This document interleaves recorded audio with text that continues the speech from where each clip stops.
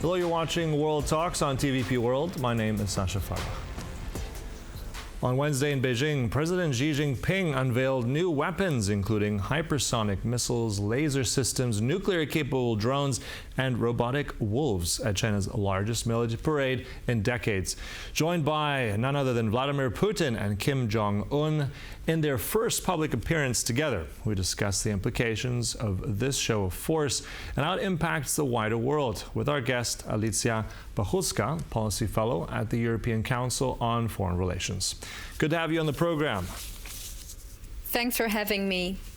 Alicja, let's begin with this major parade. You see a lot of very advanced equipment, nuclear weapons as well. So what does this signal to the West? Is this just a display of what we have, or is there something more beyond all this? I think there's a few things to unpack here.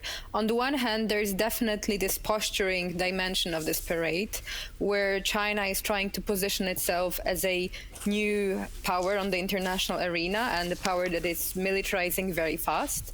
But because of the broader selection of guests at the parade, it's also a clear signal about China's ambition to reshape the existing world order.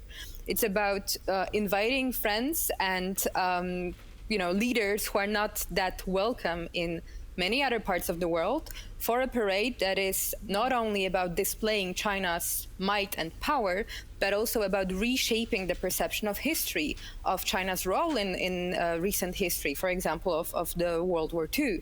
So it's a very important event, a diplomatic one, but also China's attempt to find a new image and a new way of retelling what China's role in the world is at the moment. Mm-hmm. And you said also inviting friends that are not so welcome elsewhere, and that includes Vladimir Putin. I mean, some are saying that this could potentially be now his return from isolation. He was in Alaska with Donald Trump. Now he's here with Xi Jinping and others. So does this give him more leverage here? How do you take his appearance here? And is this his return out of isolation? Vladimir Putin is very welcome in Beijing, and this is not a new development. If you look at the trajectory of China-Russia relations over the past 15 years, and especially over the past few years since the Russian full-scale invasion of Ukraine, it's very clear that Vladimir Putin is one of Xi Jinping's top friends. And here I think that Xi Jinping is trying to give him face, but it's also highlighting how this tangible cooperation between China and Russia is underpinning everything that's going on between Moscow and Beijing. So it's a much bigger development, not only about this one-time event in China at the moment. Mm-hmm. And speaking of tangibles, I mean, that rings a bell to me right now. We have this major new pipeline that's likely to be coming online. We don't know exactly when, but the capacity here of Siberia 2, going all the way from Western Russia through Mongolia, that's going to be something like 50 billion cubic meters of gas. I mean, one of the biggest ever. So what does this also tell us? And I think more importantly, how does this squeeze Europe and the United States at all? I would just add a small disclaimer here saying that the power of Siberia 2, this project, has been long time in the making. And now what happened in Beijing is that China and Russia signed a memorandum of understanding on advancing this project. So we still don't know that many details about how this is going to unfold, what the timeline is for this project. But clearly it's a sign of goodwill on China's end, because China has been quite reluctant in advancing this project. Of course, energy cooperation between China and Russia is an important element of bilateral ties between Moscow and Beijing, but China has been also diversifying its sources of energy, so it's definitely not like a top priority project for Beijing. That's at least how it looked like for the past couple of years. So it is an important development, but we still don't know much about the project's completion and timeline. Mm-hmm. Right. Okay. But of course, something that they're touting here that Xi Jinping is very, I think, very proud of showing to the world. We'll have more on that another time. But also, one person who seems to be, he wasn't there, but he was virtually there, I think, talking about this event. He didn't seem too happy, was President Donald Trump. And I think if we just share his Truth Social, his post, I'm just going to paraphrase it, very much saying that he wants to make sure that people know that Kim Jong-un, Putin, and Xi are happy there as you conspire against the United States. It goes on that he hopes that there's mention of thanks given to Americans during World War II. I mean, how do you interpret this? It's hard to interpret Donald Trump, but give us your best take here. I mean, he does seem visibly annoyed here. Will this have any sort of ramifications in how he deals with these different countries? So we should look at this parade and Donald Trump's rhetoric also in the context of the event that took place in Beijing over the weekend, the Shanghai Cooperation Organization Summit, which was one of the biggest diplomatic events hosted by Beijing this year.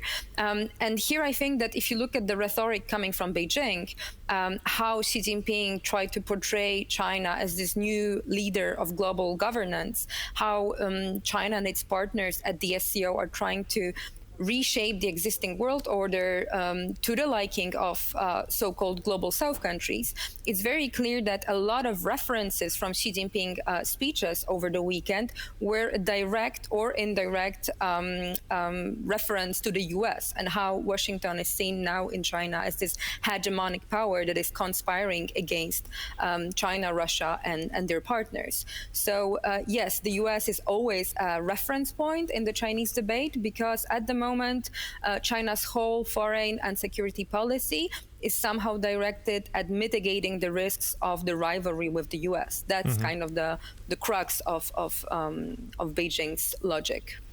Interesting comment there, mitigating in terms of foreign policy. That also, if we extend that to Ukraine, I think that's important. The Chinese have said very much they don't want to be involved, that they're not involved at all in support. But it wasn't that long ago in the summer, I think it was, Alicia, that Wang Yi, the foreign minister of China, has said, basically straight up to Kayakala, said he doesn't want Russia to lose in Ukraine. Now with this close connection here, what do we make of statements like that? Is Beijing now listening more to that message from Vladimir Putin? I think that Beijing has been very consistent when it comes to its position towards the war in Ukraine. So on the one hand, you can hear this diplomatic discourse in which China is trying to portray itself as a neutral power vis-a-vis the war in Ukraine. But if you look at the data, it's very clear that for the past couple of years, China has been consistently providing support economically and diplomatically to Russia. And this hasn't changed at all. China sees the war in Ukraine as a proxy war of the US, with NATO oftentimes being portrayed in Chinese discourse, Chinese state-affiliated media, as an organization that provoked, quote unquote, provoked the war in Ukraine. So I would say that I don't see any signs of qualitative change when it comes to China's approach towards this conflict. All right. And just really briefly as we wrap up here, two European leaders were present, one EU member state, that was Mr. Fico, the Slovakian Prime Minister, and also Aleksandar Vučić of Serbia. So what do you think of their presence? And just briefly at the end, what that means for Europe?